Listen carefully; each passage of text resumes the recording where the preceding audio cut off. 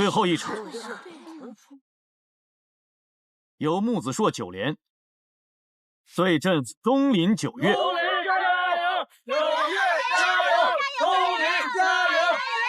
加油！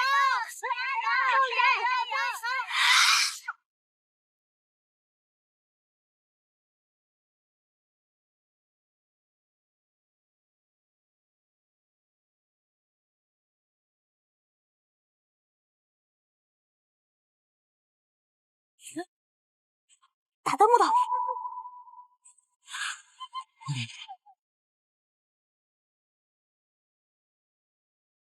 加油！加油！加油！加油！加油！加油！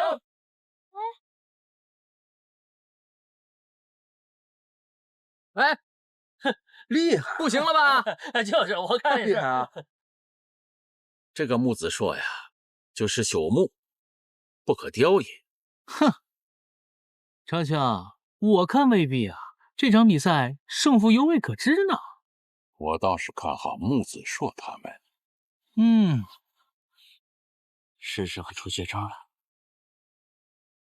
哼，9连。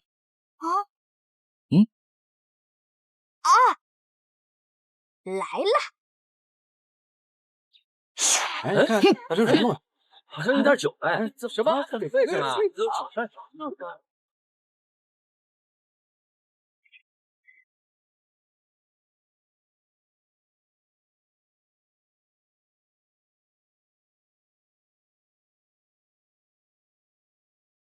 这什么傀儡？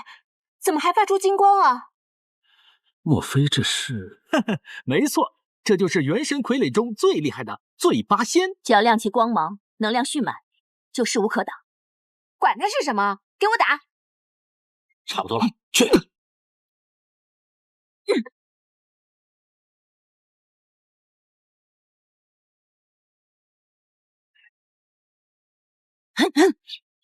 都在。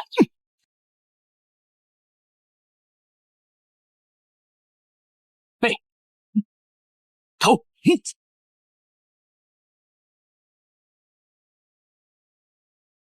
往死里打！木头，打败！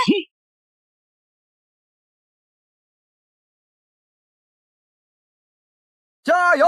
加油！嘿，哈哈哈哈哈！看见没有？看见没有？小人得志。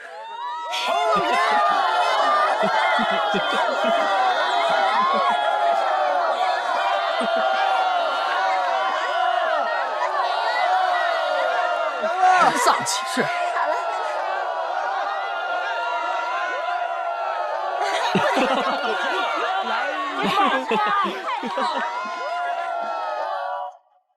今天的对战十分精彩，众弟子皆有出色的表现，我们诸位师尊都非常满意。下面就由各位师尊根据弟子们的表现来挑选他们的亲传弟子。无风师弟、长青师弟，你们可以挑选了。来，我先来。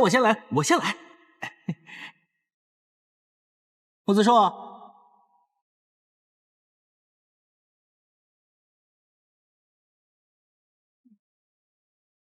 你的傀儡能攻能守，构造精密，真没想到你小小年纪傀儡术会有如此的进步。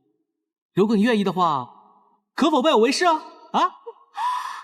木头，恭喜你啊，木头！我愿意。哈哈哈哈哈哈！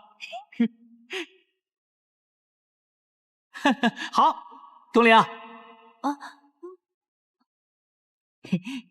虽说你的傀儡术比木子硕的差一些，但是呢，也算是非常不错了。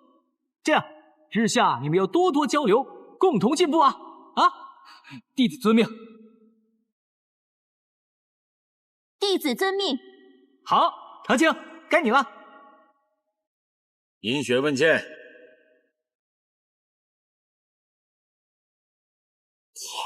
银雪问剑，你为何要取这个名字啊？弟子自出生后便时常抱着木剑入睡，所以父母才给弟子起名问剑，希望我能修炼成一方剑仙。虽然刚才决赛你输了，但是为师看得出来，你把剑术的精妙融合到傀儡术之中，很有见地，为师比较欣赏。要不这样吧，你就拜我为师，我们一起研究剑法如何？弟子拜见师尊。行，入列吧。是。我看今天的选徒弟大会就到此结束吧。师弟莫急，我还没有挑选呢。辩才师兄，你不是已经有一位这个亲传弟子了吗？哎，长青，谁说有一个弟子就不能收第二个？是不是啊？武风师弟说的对呀。不知道天才师尊会收谁为徒？收谁也不会收九莲。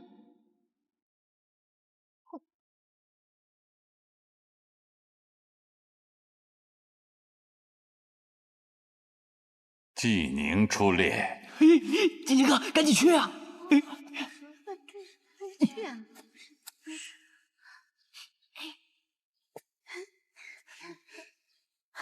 怎么收他为弟子啊？就是。纪宁，为师问你，为何要修习剑法？因为弟子背负着族人的血海深仇，我学习剑法，是希望可以让自己变得强大，保护我的氏族不再被人欺负。修行之人要放开胸怀，以守护天下为己任。你的责任不仅仅如此。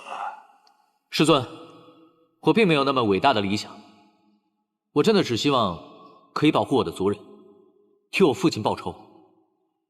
我知道你刚刚经历了丧父之痛，但人的仇恨之心不可太重。可那些害过我们的人，就不应该受到惩罚吗？天道循环，因果轮回，世间之事，无论善恶，冥冥之中自有定数。我等修道之人，定要有那惩恶扬善之心，但物极必反。若到了嫉恶如仇的地步，反而会自损修为。自损修为？对，修道之人，相比提高功力，更重要的是心性的成熟和对仇恨的克制。一旦被仇恨蒙蔽了内心，便会走火入魔，害人害己呀。是。你心思醇厚，敢于说出自己的真实想法，这很好。今后你可以根据自己的志向，努力为保卫族人而修炼。待到时机成熟，你会有更高层次的领悟。谢谢师尊，我明白了。你好，恭喜啊！恭喜了。为弟子，这人没想到，真是好啊！竟然收他为弟子。是啊。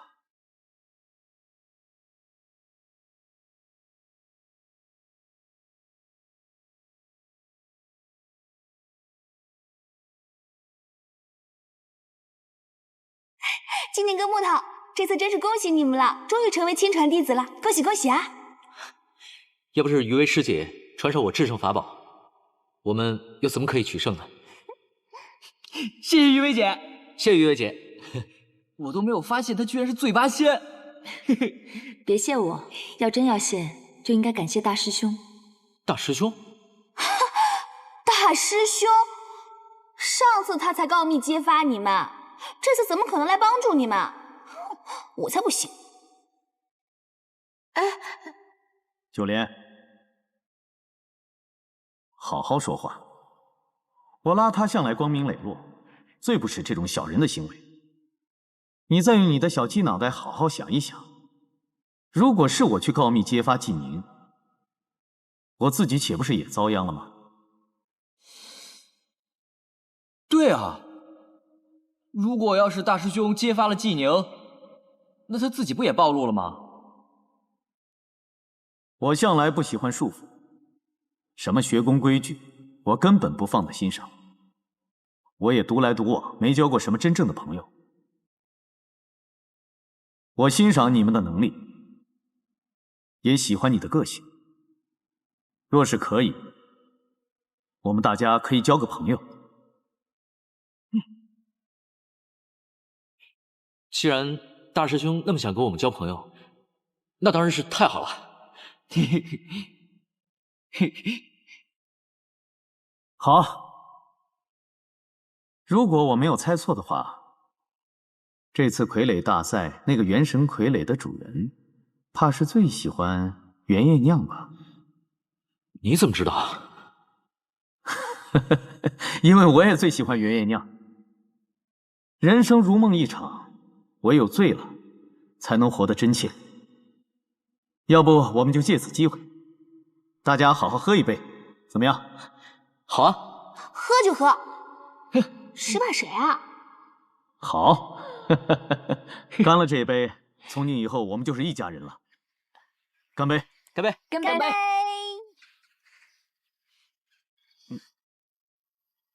痛快！辣死了，辣死了！怎么这么辣？九莲，怎么那么浪费啊？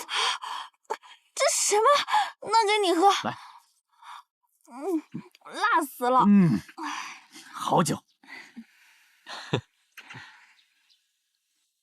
木头，东林好像是来找你的吧？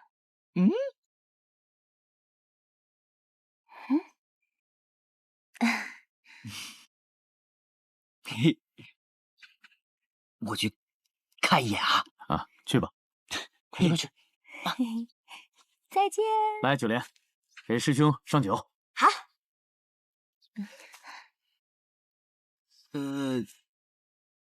你找我啊？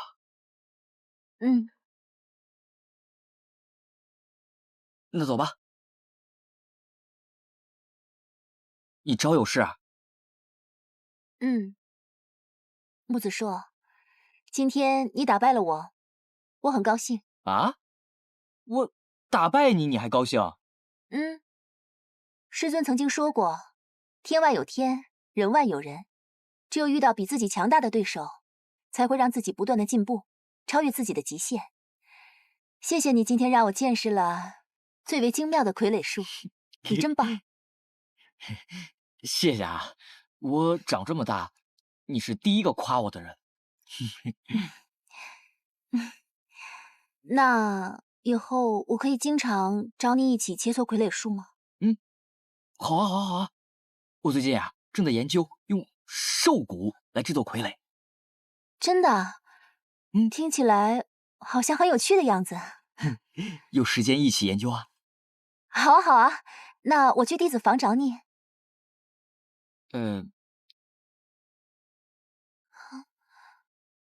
其实我住藏经阁地下室。这有什么呀？想当初五峰师尊年轻的时候还住过草棚呢，现在还不是成为界域第一的傀儡师？我爹曾经说过，莫欺少年穷，只要不忘初衷，努力进步，一定能成为最强的傀儡师。我加油！好，加油！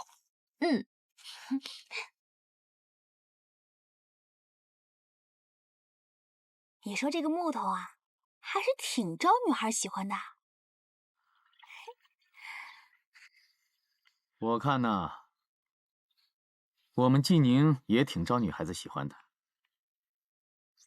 我眼前不就有2个吗？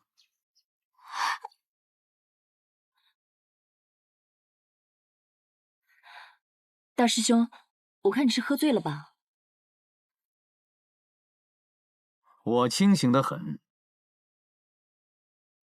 不过我看你啊，倒像是喝醉了，脸都红了。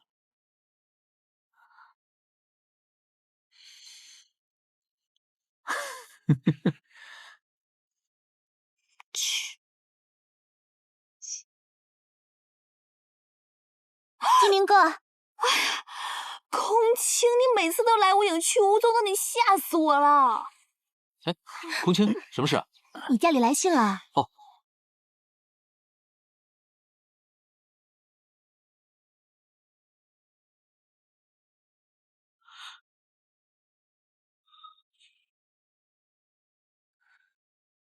金宁，出什么事了？我娘出事了，我要马上赶回去。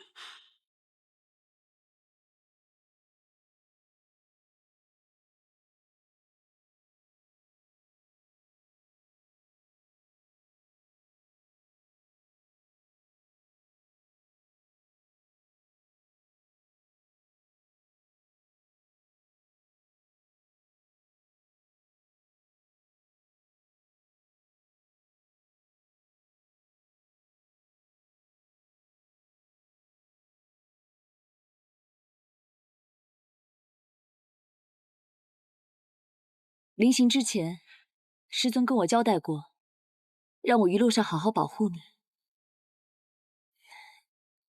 金宁，你先别担心，吉人自有天相，夫人是个好人，这次一定会化险为夷的。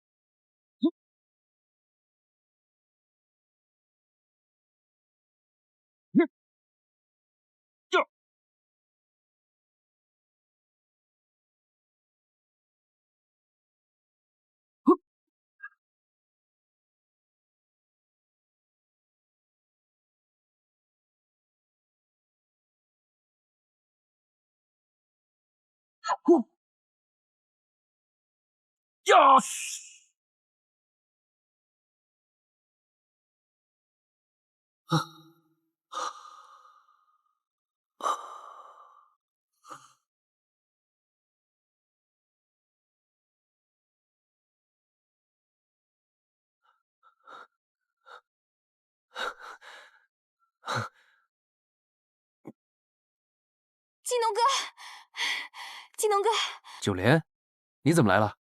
我刚刚得到黑白雪宫传来的消息，金宁哥的母亲，她怎么了？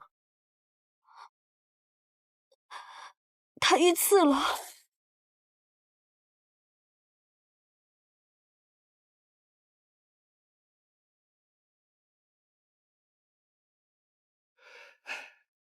宁儿，娘，娘，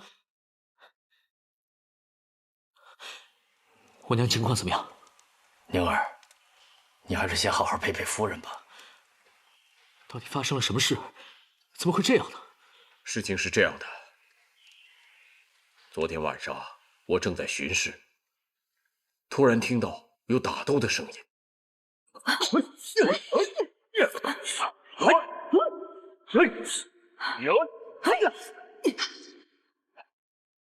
夫人，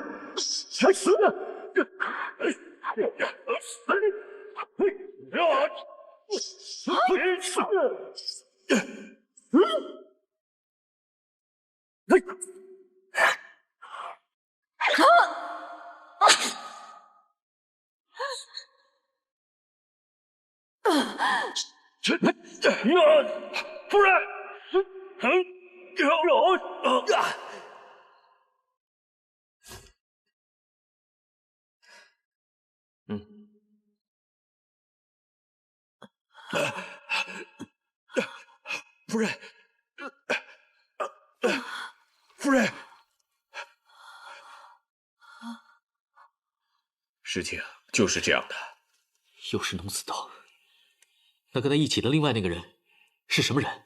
我没看清楚他长什么样子，但是此人功法诡异，功夫和法术都在农子道之上。这个农子道为什么要对你穷追不舍？杀了你父亲，又来刺杀你母亲，还要把你置身于死地，这一切不是那么简单。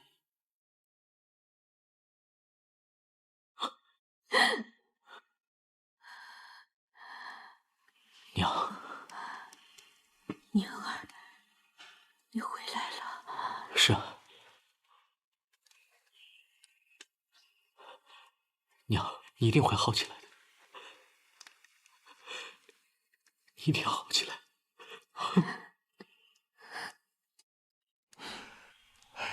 傻孩子，娘的身体娘自己知道，你不用安慰我。对不起，是我没有照顾好你，我保护不了你，对不起。不，列长老，救火长老，能否让我和宁儿单独聊一会儿？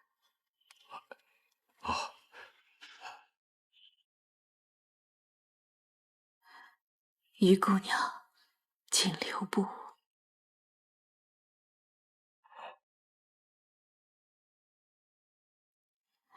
宁儿，我这一生能跟你，还有你的父亲相伴20余年，时至今日，我真的很知足，我别无他求。可是，在我心中，还有一件深藏的秘密，那是一件唯一让我遗憾的事。娘别说了，你先好好休息一下，等你好了，你再告诉我好不好？啊？我不能再瞒你了，我一定要告诉你。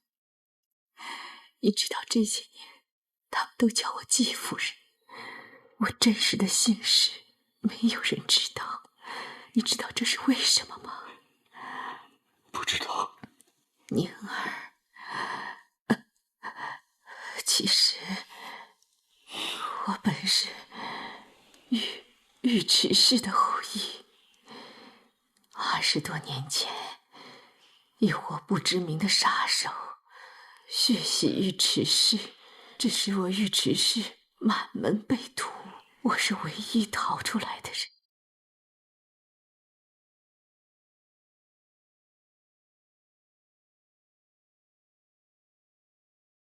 你就是尉迟族的尉迟山啊，找了你好久了，原来你在这儿。你是谁？为何要屠我族人？我尉迟氏与你有何冤仇？给我杀！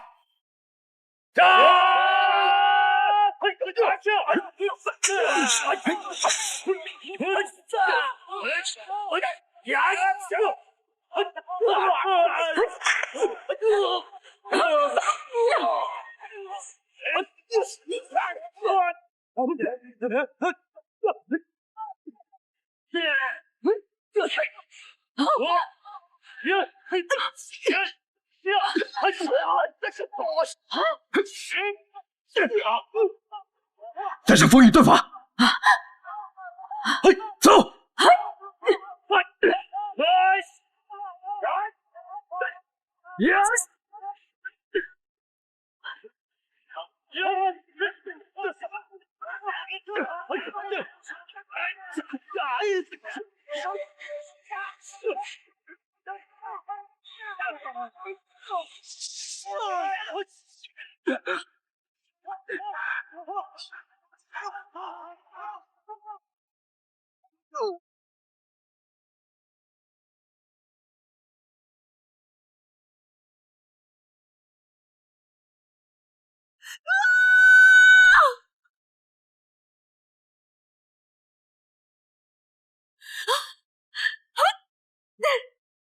后来大哥和尉迟氏的族人全部死于那伙人的毒手。虽然你父亲救出了我，可是你父亲也受了那个为首人的一击，从此丹田被毁，功力无法精进。还有就是大哥的女儿，也在那场劫难中不知下落。怎么从来都没有听你说过？宁儿，这么多年我隐姓埋名，就是因为我总觉得那些杀手还会卷土重来。没想到这一天终于来了。所以，昨天伤你的那些人，就是当年的杀手。没错，杀死大哥，重伤你父亲，他那双眼睛到死我都不会忘记。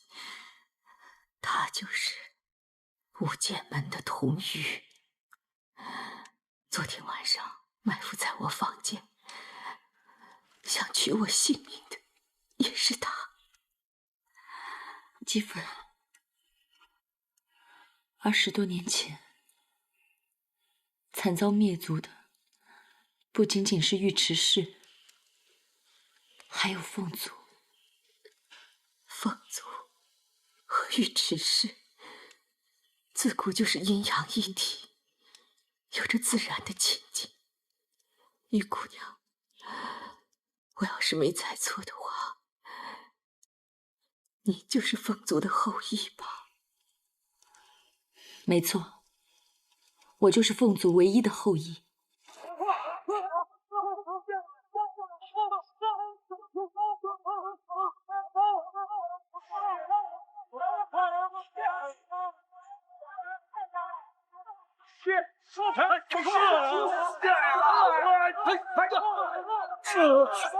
你带着孩子先走，保护好孩子，快走啊！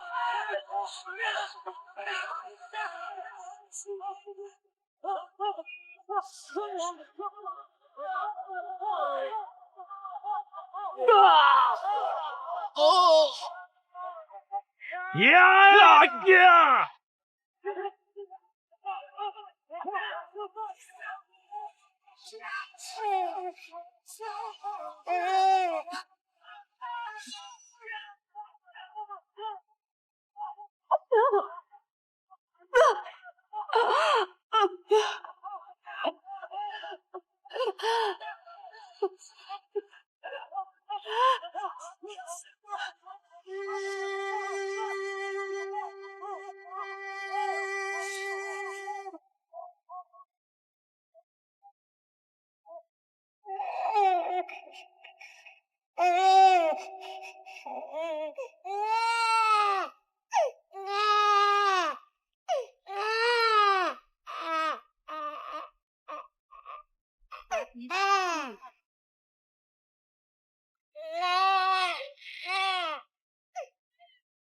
我体内充满混沌之气，奄奄一息。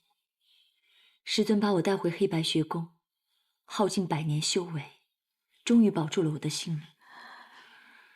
师尊说我劫后余生，就是凤族唯一的后裔，而凤族唯一的吉祥物是蔷薇，所以便帮我取名余薇，把我留在身边，抚养成人。孩子，这些年你受苦了。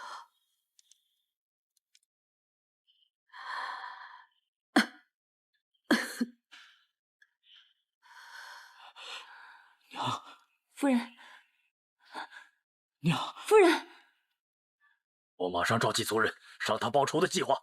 可现在当务之急是救夫人，其他的事从长计议。是啊，自从族长一离世，夫人忧郁成疾，没想到如今受此重创，情况也是十分危急。以我现在济世的治愈疗法，也是无济于事啊。可现在我们也不能眼睁睁看着夫人离开啊！让我试试。啊，季龙，农儿，爹，你怎么回来了？我一接到消息就立刻赶回来了。这是九莲姑娘。季夫人，季夫人有救了！是回来了，这下可好了，是有救了，季夫人有救了，季龙回来了。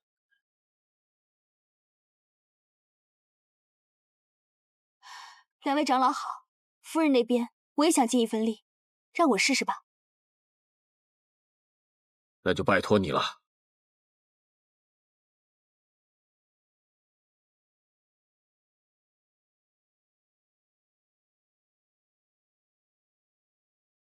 九莲，怎么样？夫人伤势过重，已经伤及丹田，元气所剩无几，恐怕已再无回天之力了。我已经给她吃了7窍还魂丹，还能坚持1时半刻。趁这段时间跟她道别吧。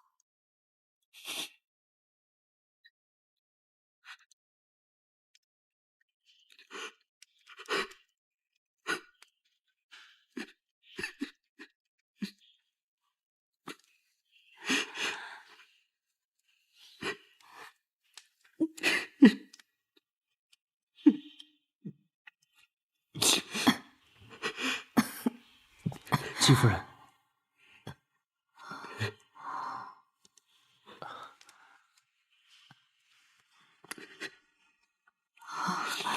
农儿，你来了。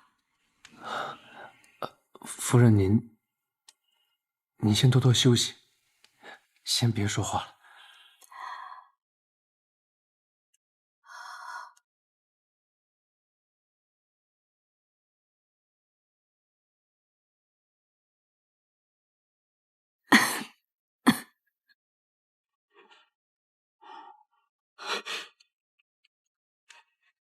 娘，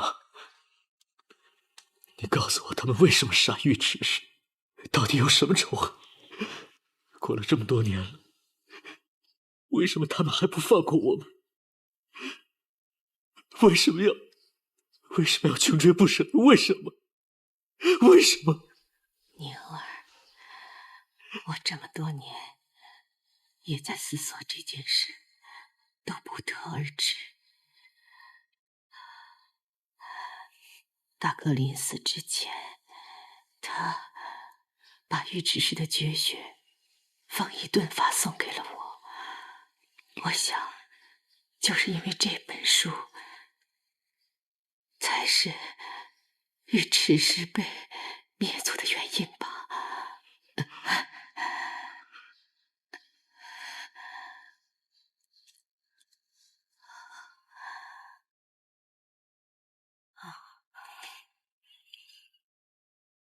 宁儿，答应我，学会了方一顿法，就把这本书烧掉。你要记住，不到万不得已的时候，千万不能使用尉迟功法。你还要记住，你这尉迟氏的后裔，千万不要跟任何人讲。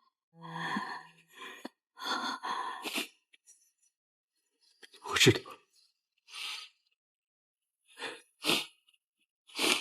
娘，你告诉我，到底是什么人？到底是什么人一直要加害我们尉迟氏，还有凤宗？为什么？他们是谁？你还要记住，学会方一顿法，找到当年灭族之案的真相。还有，大哥的女儿，也许还在这世上。她在这个世上，是你唯一的亲人，一定要找到她，要找到她，知道吗？我知道了，您别说了，不要再说了。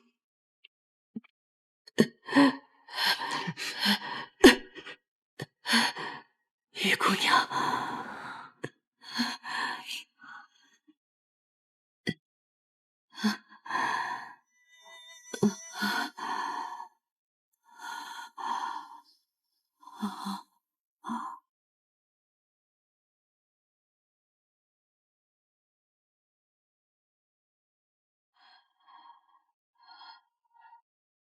我最放心不下的就是宁儿。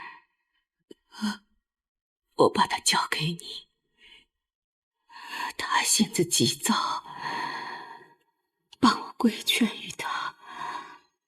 在他急躁的时候，你不要冲动行事，一定，好吗？夫人，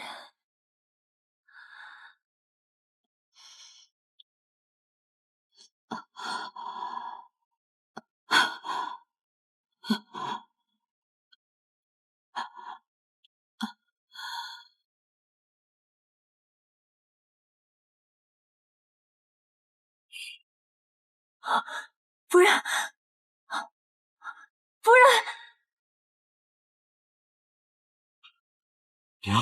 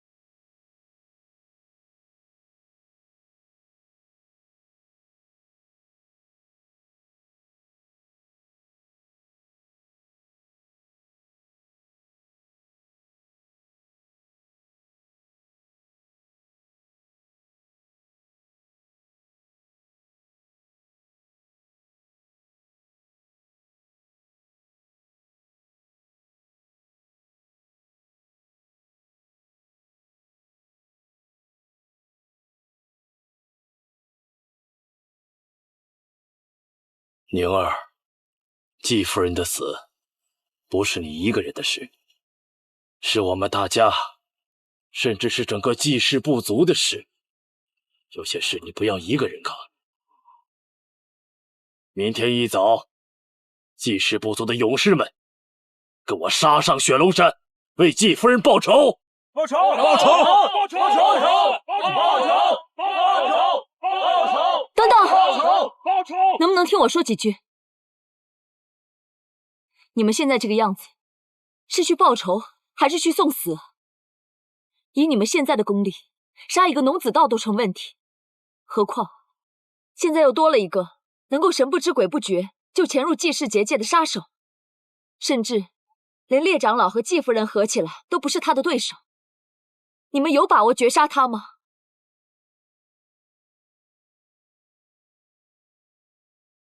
于姑娘，难道你要我们眼睁睁地看着农子道和杀死季夫人的凶手逍遥法外吗？你们有没有想过，雪龙山一直想要吞并季氏，你们这样去，那不就是自投罗网吗？那我们该怎么办？大家都不要着急，这个仇我们一定要报，但不是现在。不管怎么样，我都会跟你们站在一起的。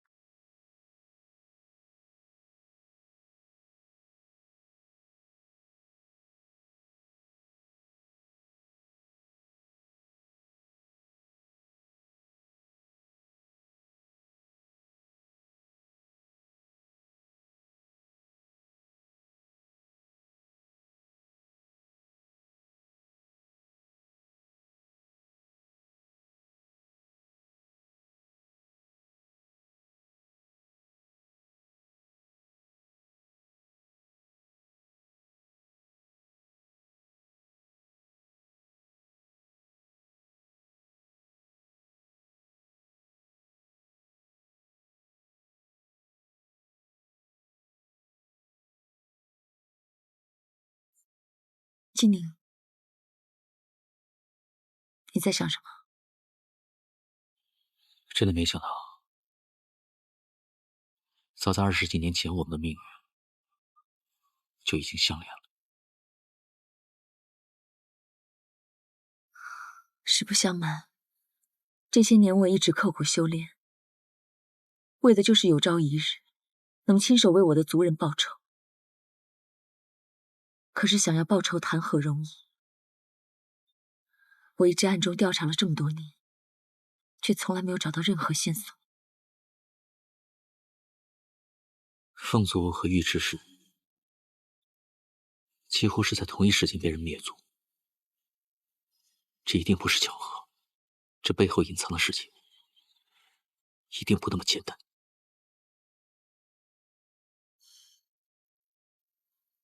我们一定要查出真凶，为族人报仇。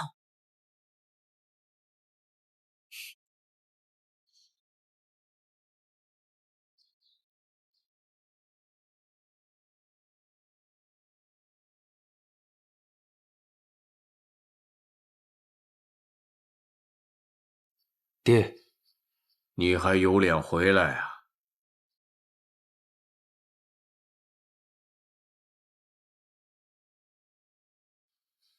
短短几个月时间，那季宁就在黑白学宫混得风生水起呀！哈哈，人家还是特招弟子，整个季氏以他。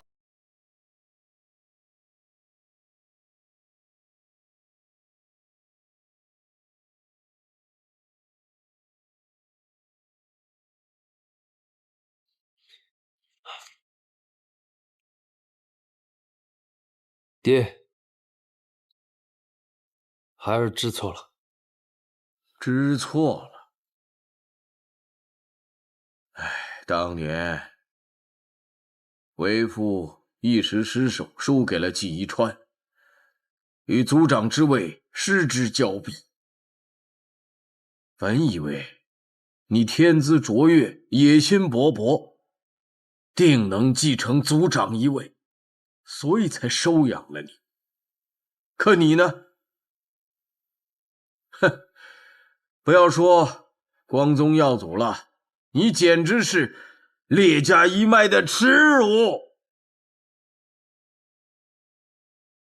当年为父一时失手，输给了季宜川，与族长之位失之交臂。本以为你天资卓越，野心勃勃，定能继承族长一位，所以才收养了你。可你呢？哼，不要说光宗耀祖了，你简直是列家一脉的耻辱。我真后悔，当初怎么就收留了你这么一个废物。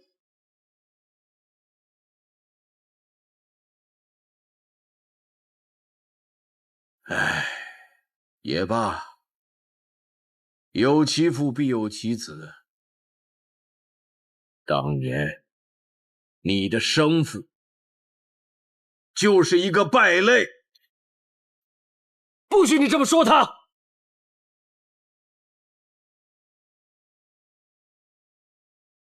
不许说。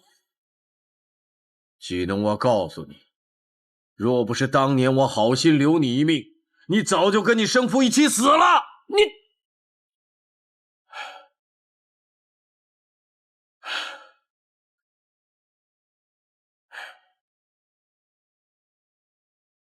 龙儿，为父也是怒气不争，语气重了点儿，你理解为父。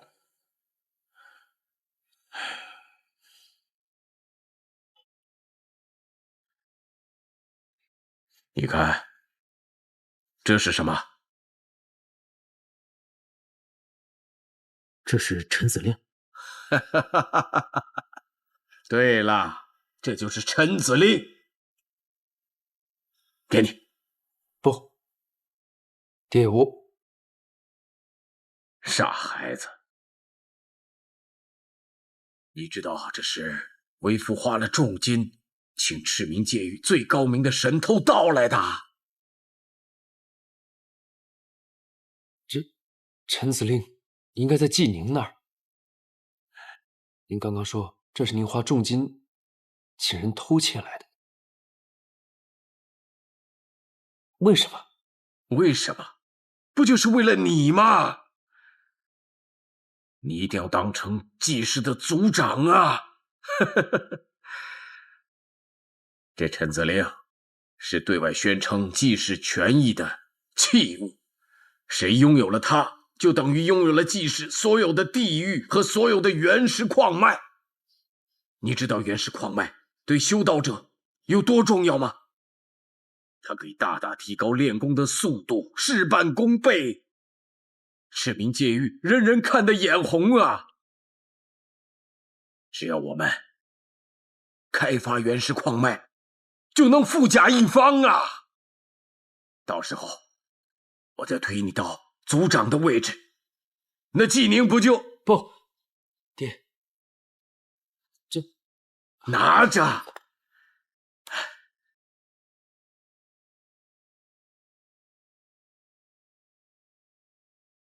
冬儿啊，你爹骂你，是恨你不争气。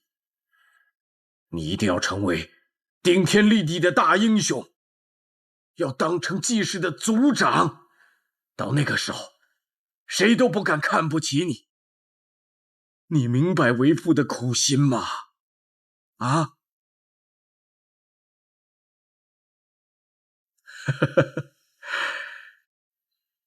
去吧。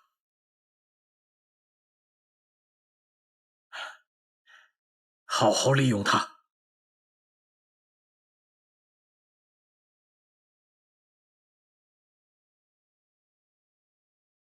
自从族长为保护季氏身亡，季氏一直群龙无首。如今季氏夫人又已仙去，我们必须推举出一个新的族长。经过长老们协议，一致推荐季宁继任新任族长。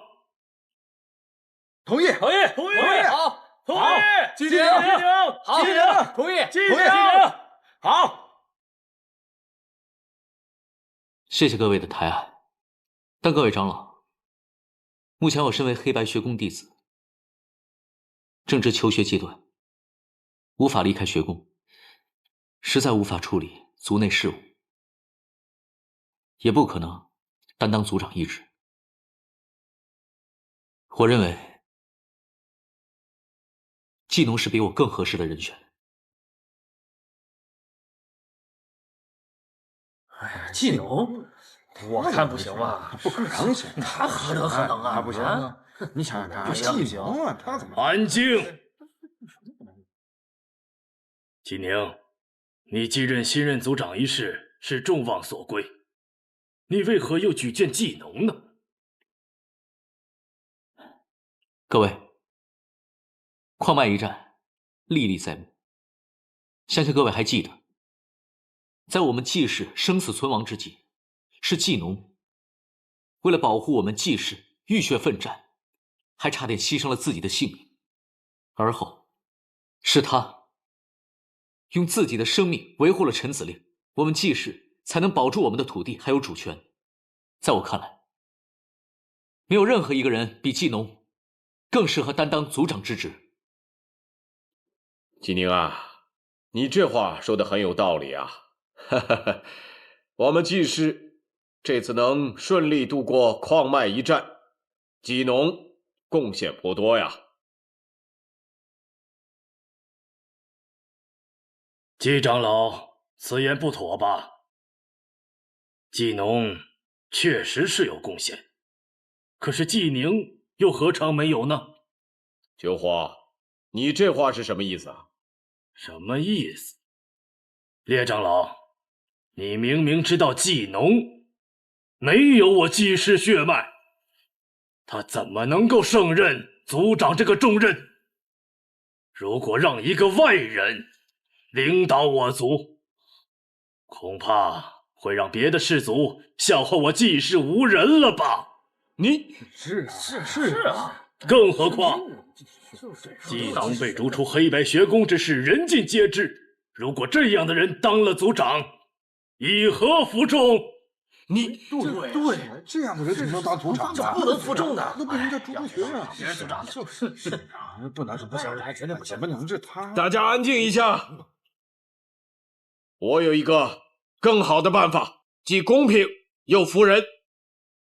大家都知道，龙子道是这一切的始作俑者，是他带了雪龙山人前来灭族，杀了族长，也杀了季夫人。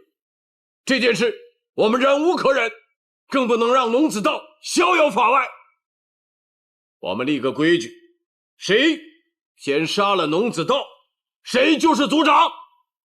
哎，说得好，没错，对，说得好，谁上错好，列长老说的太对了，我们一切都听列长老的，一点错没有，太好了，谁杀龙子道，谁就是族长，对，哎，不错是吧？对，够了。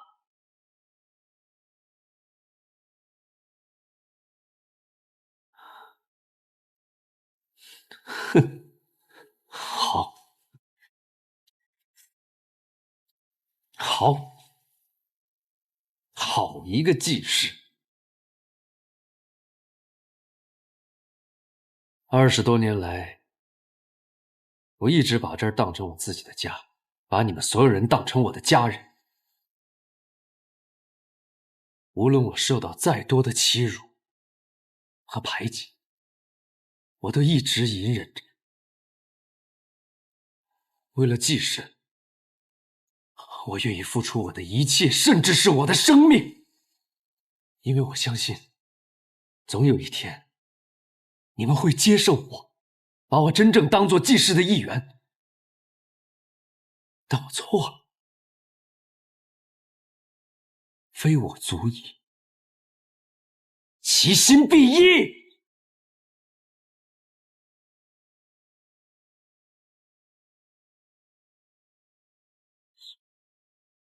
不管我做的再多，在你们的眼里，我永远都是一个外人。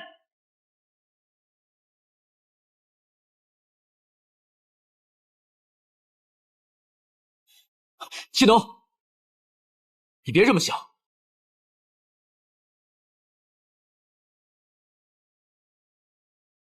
如果你是我，你会怎么想？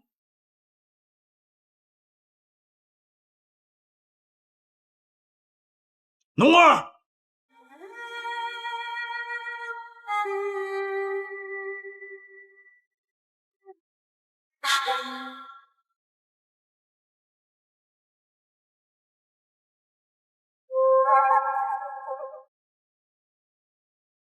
季农，季农，季农，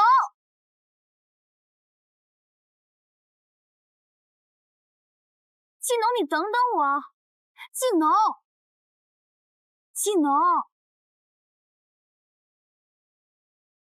你何必这么生气呢？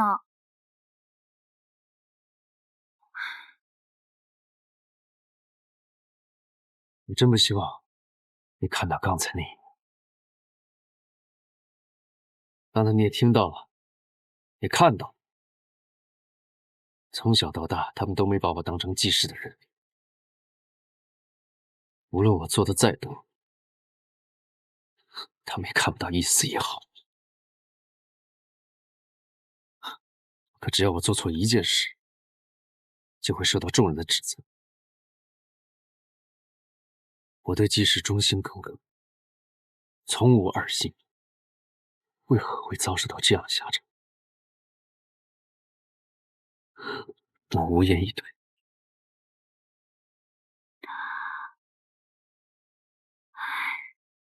季农，我看得出你对季氏的忠心，但是嘴长在别人身上，我们没有权利去制止别人的言论。我们能做的就是不为所动，做好自己。我相信，终有一日，一定会遇到那个赏识你的人的。做好自己，我做的还不够吗？我失去了秋叶和那未出世的孩子，我为了季氏出生入死，可曾有过半句怨言？可他们呢？他们可曾有一刻把我视为家人？至少，纪宁对你是真心实意的。对，这我知道。可我不甘心一辈子活在纪宁的阴影之下，除了出身卑微以外，我的能力并不比他差。可是从小到大，只要有他的地方，就没人能看得见我。我想证明，出身卑微的人，靠自己的努力也能出人头地。纪农，我虽然没有经历过你所经历的事情，也没有权利去劝你放弃，但是我真的不希望看你活在这样的阴影里。你和纪宁都是集万千宠爱于一身的人，从小在宠爱中长大，怎么可能理解我这种人的感受？你不要这么悲观嘛。好了好了，你不用劝我了。纪农，你别这么固执，你这样耍性子有什么好处呢？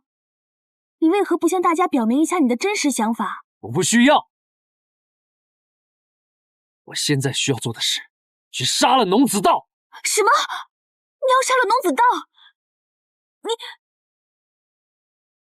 对，我要提着他的人头，我要让所有人看看我有没有这个资格做族长。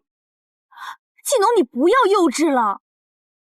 我知道你是在赌一口气，但是农子道他功法了得，你怎可因为这一口气就拼下自己的性命呢？我现在好歹也是论道馆的第一高手，你觉得我的能力比不上农子道？我不是这个意思。那你是什么意思？难道你跟他们一样看不起我吗？我没有。你别管我了。纪农，纪农，你走好了，你就一个人去找农子道吧。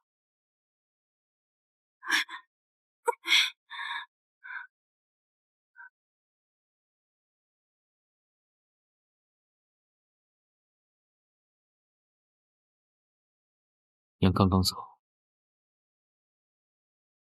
族人就开始争夺族长的位置。我想给娘和父亲报仇，可是我法术还不够。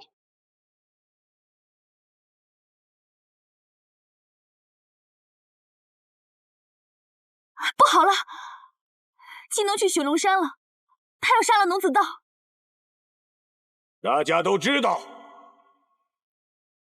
我们雪龙山非常强大，但是在这燕山大地，在这赤明王朝，有更多比我们雪龙山强大的氏族。如果我们不跟这些氏族合作，祭祀的今天就是我们的明天。所以我决定，从今日起，我们雪龙山要跟无间门合作，一起强大。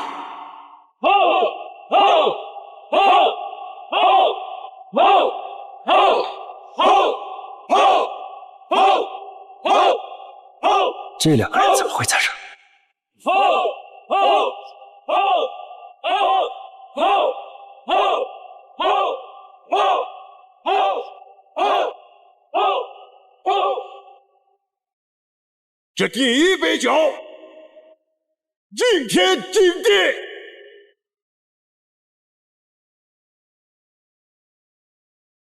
吼吼吼吼吼吼吼吼吼吼吼吼吼吼！这第二杯酒，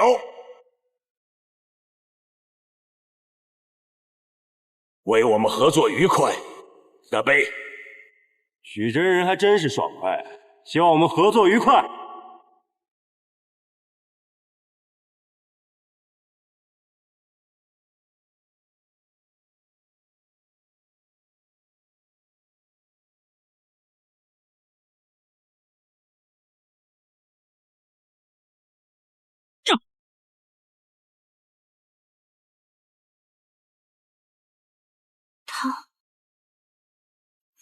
农子道，我一定要杀了你！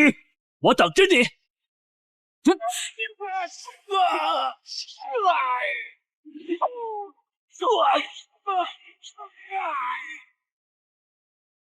你看，我说的没错吧？纪农还是来找农子道报仇。既如此，今日不如直接杀了他，即使门主追问下来，他也是自投罗网，死在了雪龙山。且慢，如果他今天死不了，到时候门主知道这件事情，怪罪的可是你。还是静观其变吧。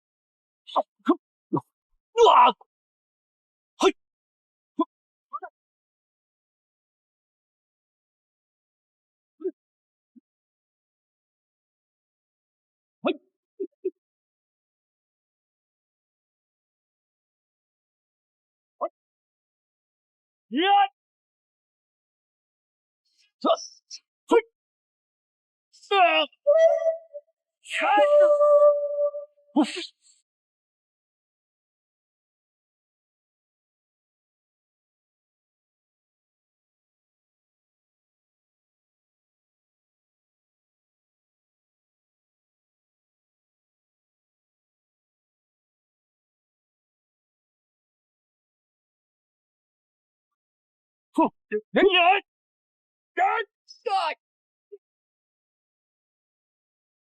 系统，赶紧上来！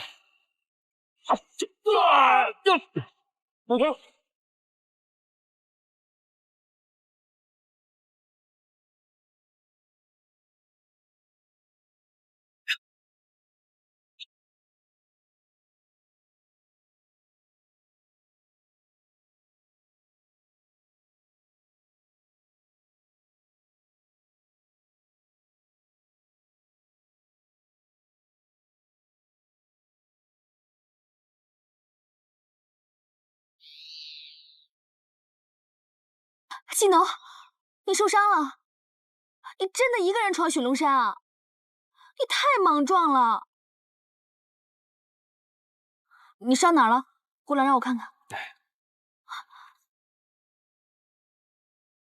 没事，就受了点轻伤。哦，这些都是敌人的血。祁东，你要去报仇，应该叫上我。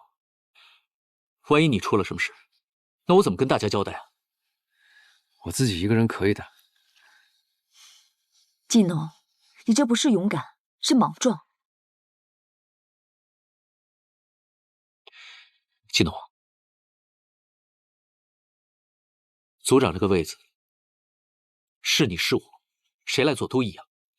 但杀农子道，不是你一个人的事，你应该跟我一起商量，而不应该自己冒这个险。组长这个位子，你让给我，我也不想当。我呢，就想证明自己的能力。祁东，虽然夫人跟组长并不是我的亲生父母，但我也想替他们报仇。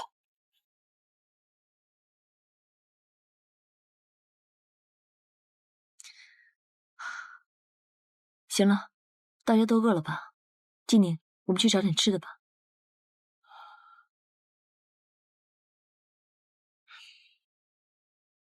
好，祁东，你先休息会儿。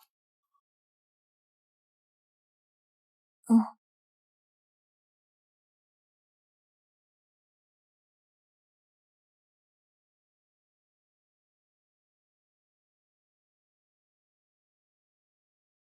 你看看你，总是这么固执。还有你这些伤，都是在论道馆受的吧？我就觉得嘛，那种地方就不适宜久留，你就应该去入个什么道，好好学学才艺才是。秋叶，秋叶。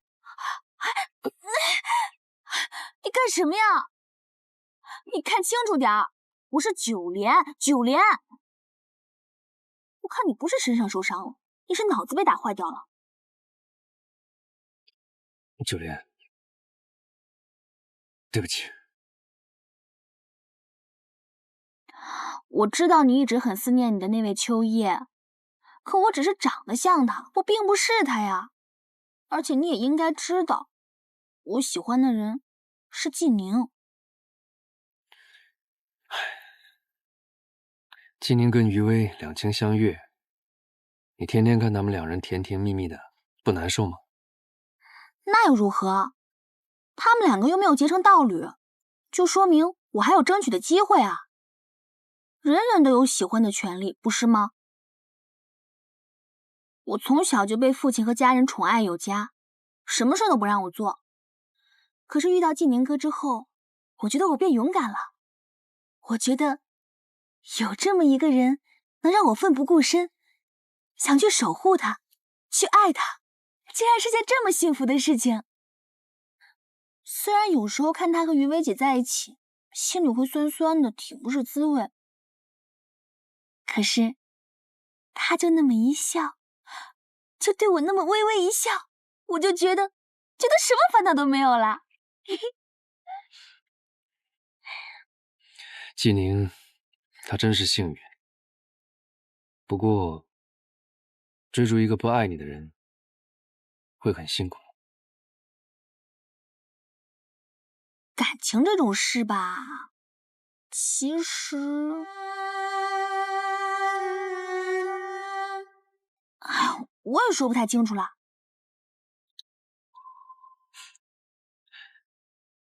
我也搞不明白。我先回去了。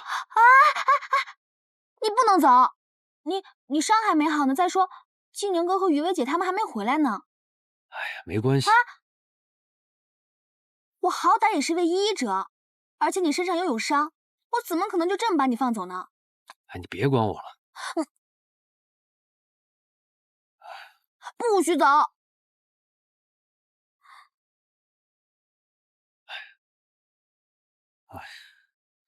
我不是跟你开玩笑的。先回去了。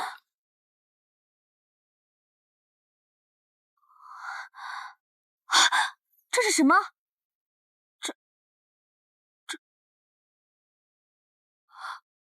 陈子令，这怎么会在你这里呢？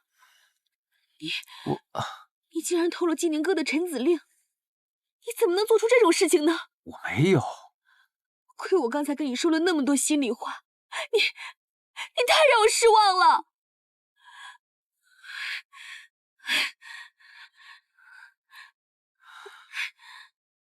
唉。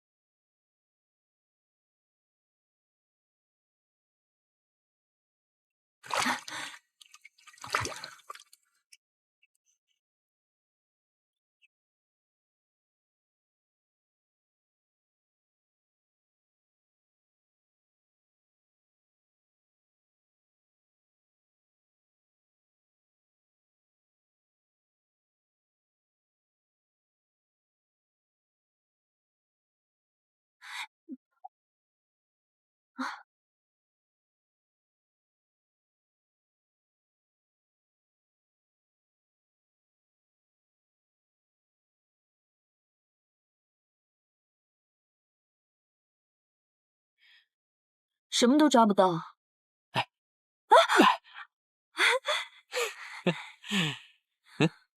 你太棒了，我们有鱼吃了。厉害吧？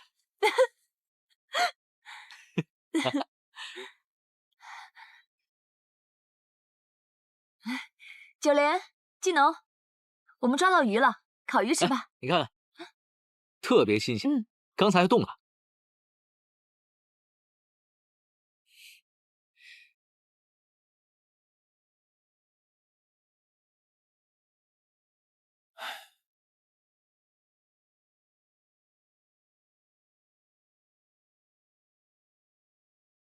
你们怎么了？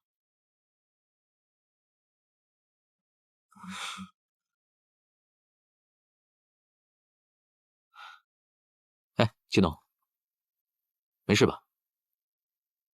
九莲，到底怎么了？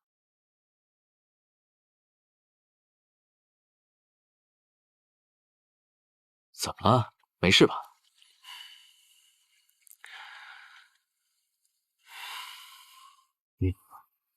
陈子令怎么会在你这儿？难道不是我偷的？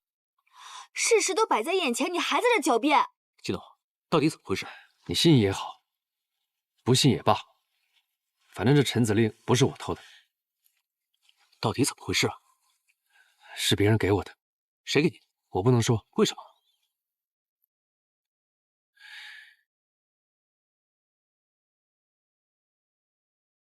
是烈伯给你的。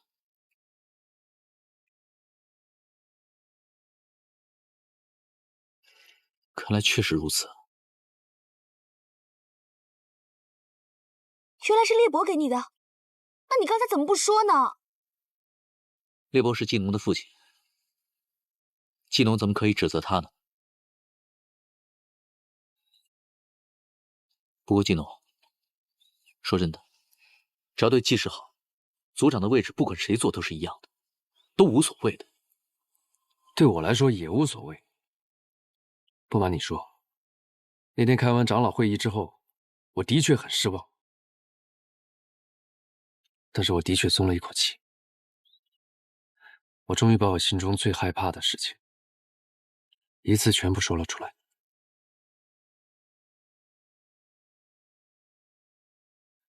你我都明白，季氏没有一个人真正把我当成季氏的人，在季氏除了你、夫人和族长之外，其他所有人都把我当成外人。如果你是我，你还会想做季氏的领袖，带着他们出生入死吗？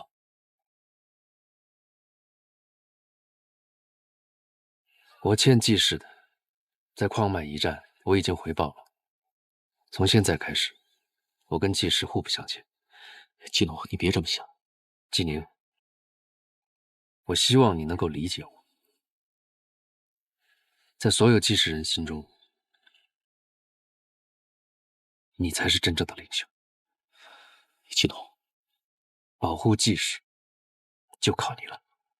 从今天开始，我跟季氏没有任何的关系，而我想去找一个真正属于自己的家。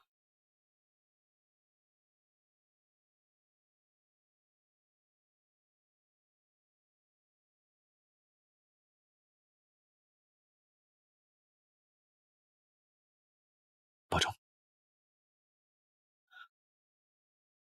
季农，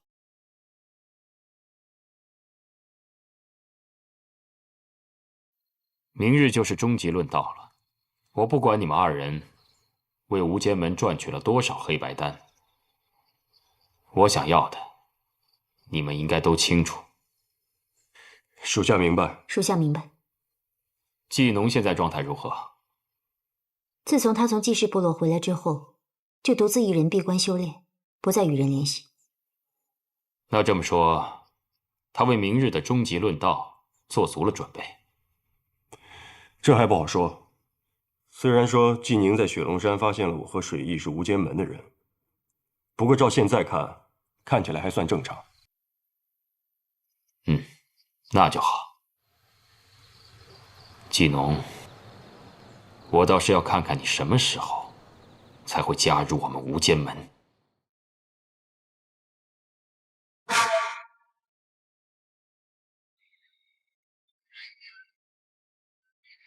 自从季宁从季氏回来以后，都是这样没日没夜的练，身体怎么吃得消啊？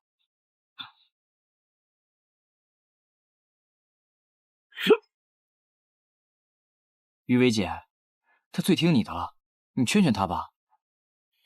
他的性子你又不是不知道，我劝他，他会听吗？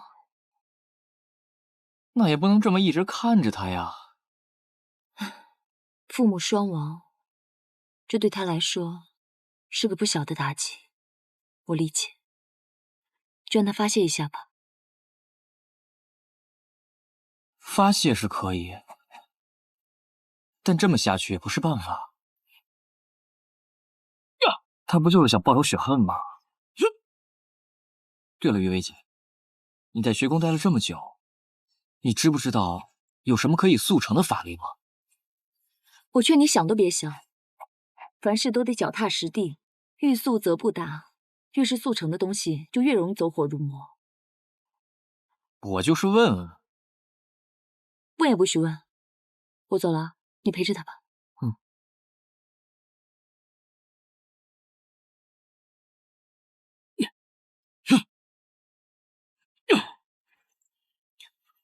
金宁哥，你这么下去也不是办法。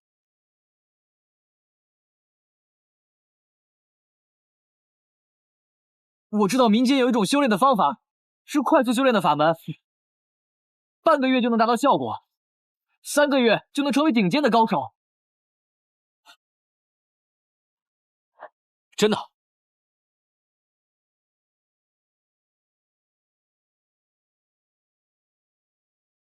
金宁哥，你看看这个。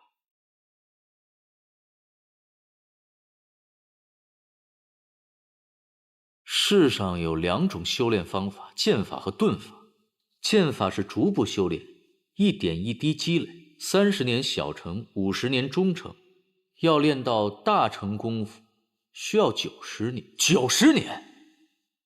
啊！90年不得练得头发都白了？遁法是极为快速的修炼方法，这是一种极端的修炼方法，10天就能够见到效果，3个月快速达到顶级高手的水平。遁法分为男功法和女功法，分别修炼，还需要法器的加持和大量辅助修炼物品。我看看。辅助的用品有阴阳书、凤凰羽毛、神仙土、惊蛰节气的露水5滴，出生5天的男婴的头发。这怎么弄啊？太难了，这也。这个速成的方法肯定有它的弊端。虽然我很想报仇，但是我不能失去理智。我决定了，我还是循序渐进吧。金宁哥，你这话说的跟于薇姐一模一样。那要是不按照这上面的修炼，就需要吃好多好多的黑白丹和喝好多的原液酿。虽然需要的特别多，但是至少是安全的吧？大量的黑白丹和原液酿，有方法。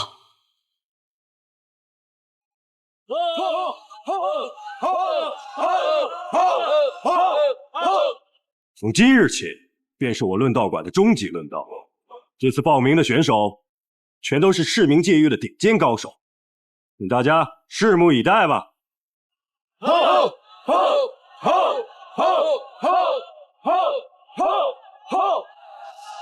现在，我们有请明龙出场。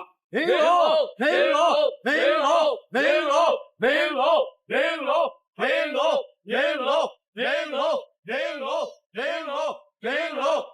我们的首场论道由明龙对战技农。技农，技农，技农，技农，技农，技农，技农，技农，技农，技农，技农，技农，技农，技农，技农，技农。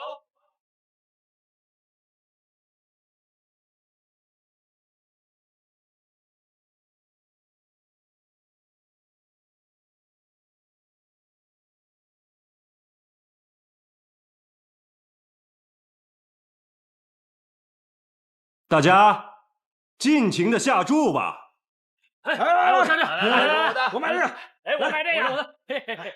技农，你怎么会在这儿？我要明龙。说来话长，季农哥不会真的要打季宁哥吧？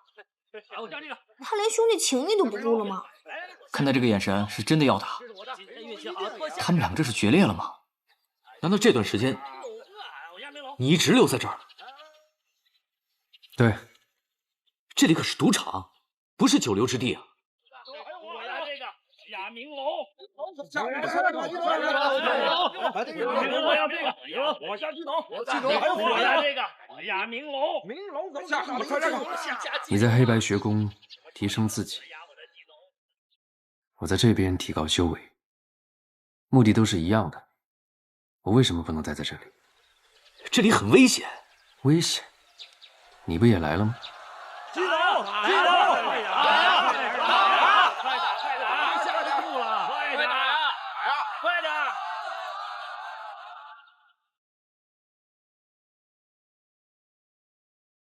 比赛正式开始。季农，我不会跟你打的。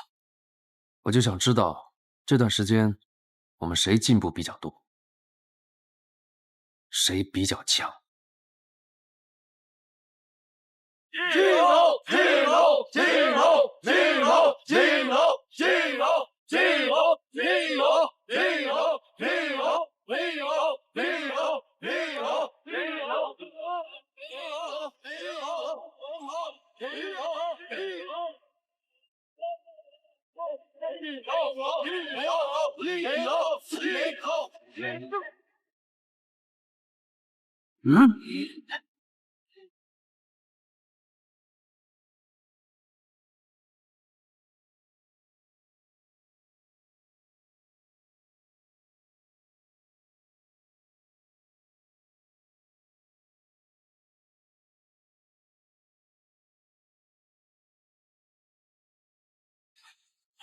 季农，你干什么？我就想知道谁比较强。别！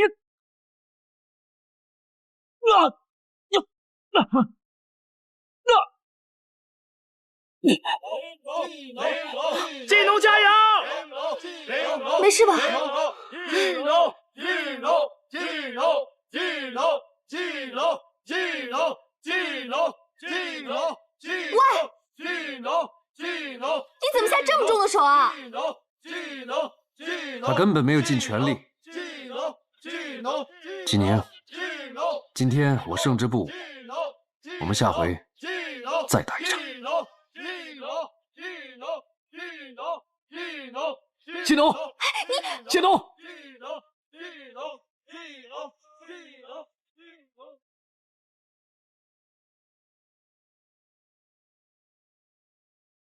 季农他怎么像突然变了一个人似的？你们好歹也是一起长大的兄弟，他怎么可以下这么重的手啊？就是，有什么深仇大恨让他这样？不是，他也没伤到我，你看我也没有受伤是吧？你呀，你就是个木头，我看这个木头的称号应该给你才是。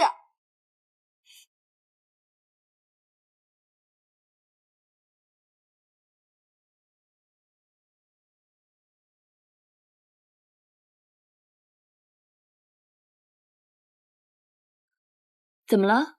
主人怎么气呼呼的？哦，没什么。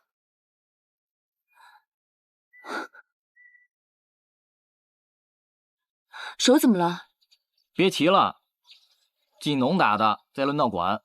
少说两句。季农？不是，是个意外，不用担心。谁担心你啊？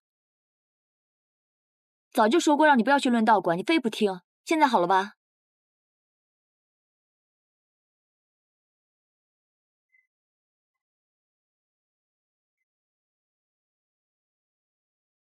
接着，